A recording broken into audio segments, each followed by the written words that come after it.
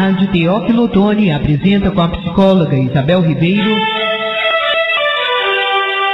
Manual de Vida. Um programa que ensina a lidar com a vida do jeito que a vida é.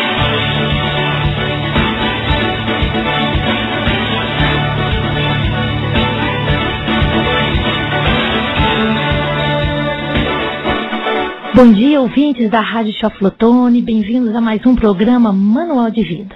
E iniciando o nosso programa, a gente vai estar começando a partir de hoje com um pensamento, uma reflexão.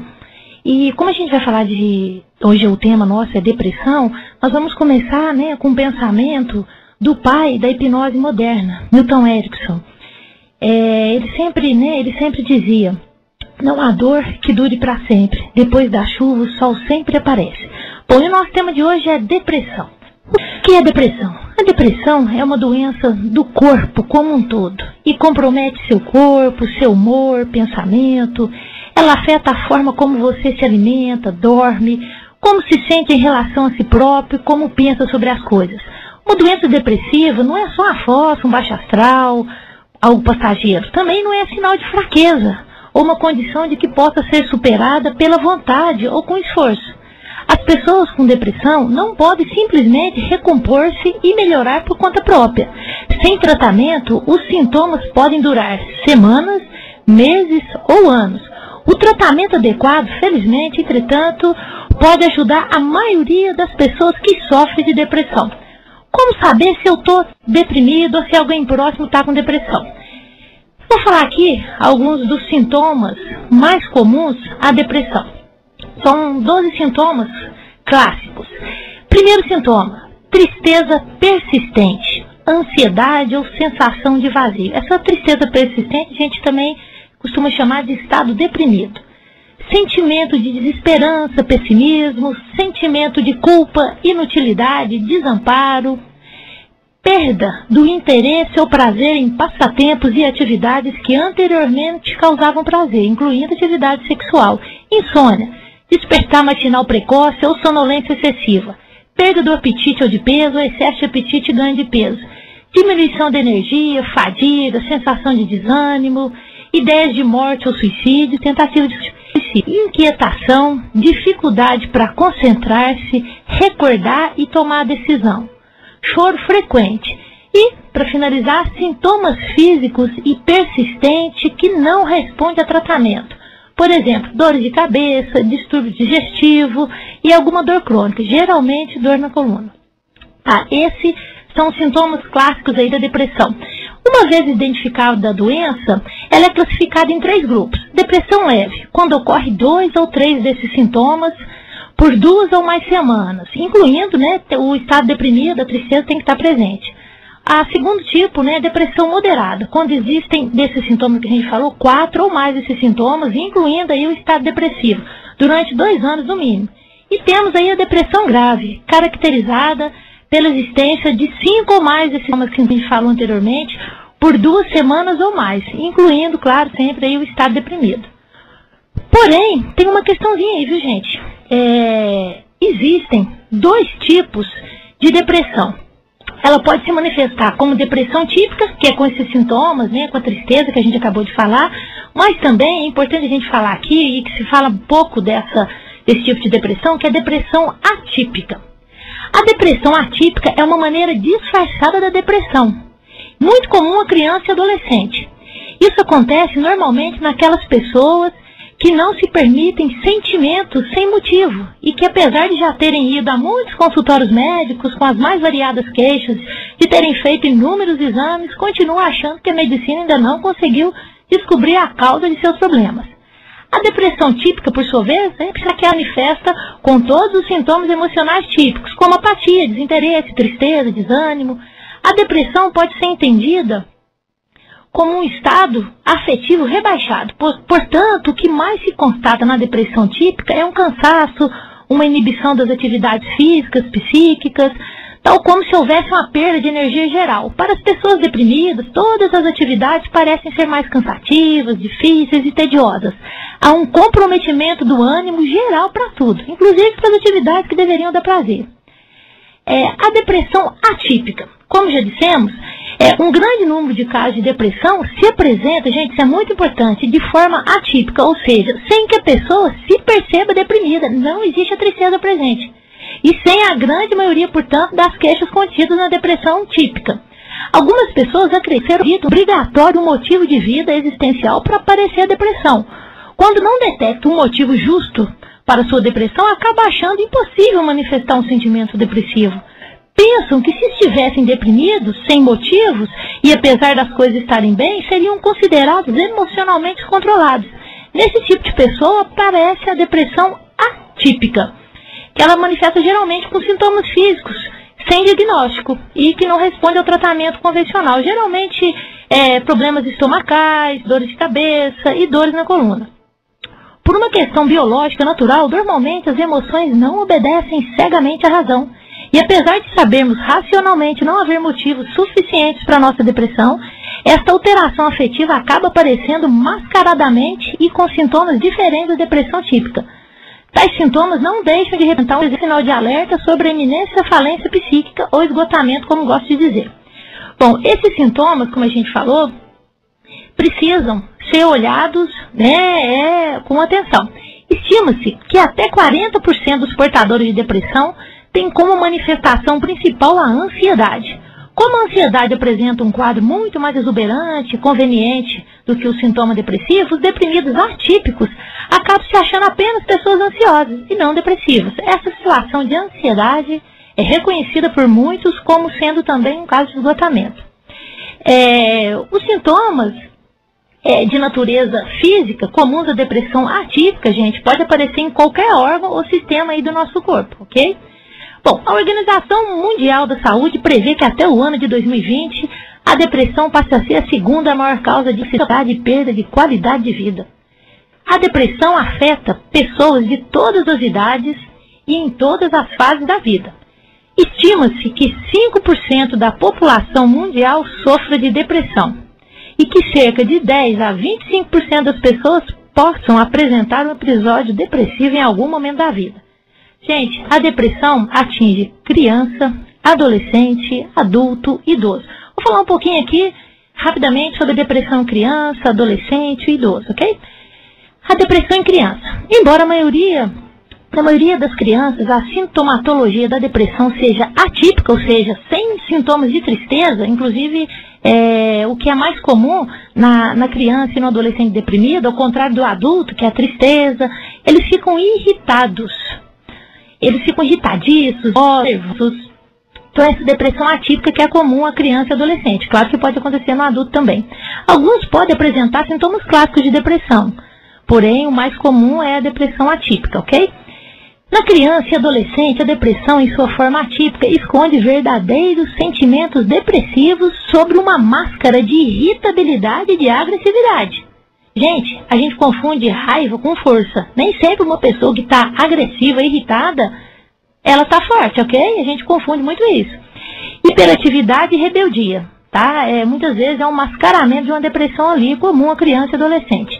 As crianças mais novas, devido à falta de habilidade para uma comunicação que demonstre seu verdadeiro estado emocional, também manifesta depressão atípica, notadamente com uma hiperatividade. A depressão na criança ou adolescente pode ir com a perda de interesse pelas atividades habitualmente eram interessantes, manifestando-se como uma espécie de aborrecimento constante diante de jogos, brincadeiras, esportes, sair com os amigos, etc. Além de apatia e uma redução significativa da atividade. Às vezes pode haver tristeza ou não. Adolescência, né? No Brasil, o Estatuto da Criança e do Adolescente define essa fase como característica dos 13 aos 18 anos, ok?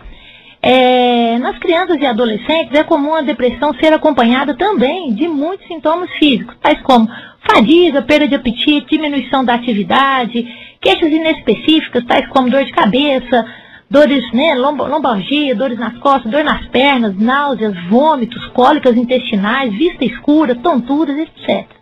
Na esfera do comportamento, a depressão na infância e adolescência pode causar deteriorização nas relações com os demais familiares e colegas, perda do interesse por pessoas e isolamento. As alterações do cognitivo, né, na depressão infantil, principalmente relacionada à atenção, raciocínio e memória, interfere sobremaneira no rendimento escolar. Porém, há crianças que, mesmo deprimidas, conseguem manter um rendimento bom na escola, mas outras, elas dão uma caída ali no rendimento. Bom, vamos falar agora um pouquinho da depressão no idoso. Conforme a Associação Brasileira de Psiquiatria, cerca de 15% da população de idosos apresenta sintomas clínicos da doença. Nos idosos, as dificuldades de memória podem ser a queixa principal e ser confundido com os sinais iniciais da demência. Este quadro de prejuízo da memória e outros sinais que poderiam confundir a depressão com demência recebe o nome de pseudodemência sedativa. Nesses casos, soma-se a lentidão dos processos psíquicos, um exagerado desinteresse, dando a falsa impressão de que a pessoa não está tendo consciência absoluta da realidade. Na realidade, o que o idoso deprimido tem é um grande desinteresse em lembrar fatos e em participar dos eventos cotidianos. Bom, vamos falar agora do tratamento. Como é feito o tratamento da depressão? Ok? O tratamento tradicional é feito à base de antidepressivos, né, receitados aí pelo médico, geralmente o médico psiquiatra, mas o clínico geral também, né, tem tratado aí com sucesso a depressão, com acompanhamento e também, né, além do medicamento, o tratamento da depressão é feito também com acompanhamento psicológico feito aí por um psicólogo. O que causa a depressão? A depressão é provocada por um desequilíbrio bioquímico no cérebro e um desequilíbrio psicológico no pensamento. Gente, de acordo com a Associação Brasileira de Psiquiatria, a depressão tem natureza recorrente como uma dor de cabeça, porém 80% dos depressivos respondem bem ao tratamento. Então, olha, 80% das pessoas com depressão podem ser totalmente curadas. Então, vale muito a pena, a gente deve buscar o tratamento. O desequilíbrio biológico, né, com a distorção psicológica que causa a depressão. A depressão pode ser iniciada por uma série de fatores. Predisposição genética, né, um histórico familiar de depressão, luto, trauma de infância, abuso sexual e outros traumas, violência na infância, estresse, doença séria, dificuldades financeiras, relacionamentos problemáticos, alcoolismo ou drogas. Tudo isso pode ser causa de depressão. Da mesma forma que os sintomas são variados, as causas também são. Acontecimentos tristes podem causar depressão, mas há quem fique deprimido sem variativa. Quando os neurotransmissores estão em equilíbrio, o cérebro funciona harmoniosamente. Os remédios antidepressivos promovem o equilíbrio dos neurotransmissores, com isso o cérebro volta a funcionar normalmente e a sensação de bem-estar retorna. O que se sabe é que o desequilíbrio nos neurotransmissores pode contribuir para pensamentos e comportamentos negativos. E o inverso, gente, olha que interessante, também é verdadeiro. Pensamentos e comportamentos negativos podem contribuir para a diminuição dos neurotransmissores. Corpo e mente está totalmente interligado, está comprovado pela ciência. Além do sofrimento emocional, a depressão pode também causar dor física. A gente já falou antes aí da depressão atípica. A dor física pode ser tanto sintoma quanto causa de uma depressão, né? Uma pessoa que está passando por uma doença, né, uma dor física há muito tempo, ela pode vir a deprimir. Algumas pessoas sentem a depressão fisicamente e só depois no plano emocional ou mental, ok? Isso é muito importante. Tratamento da depressão.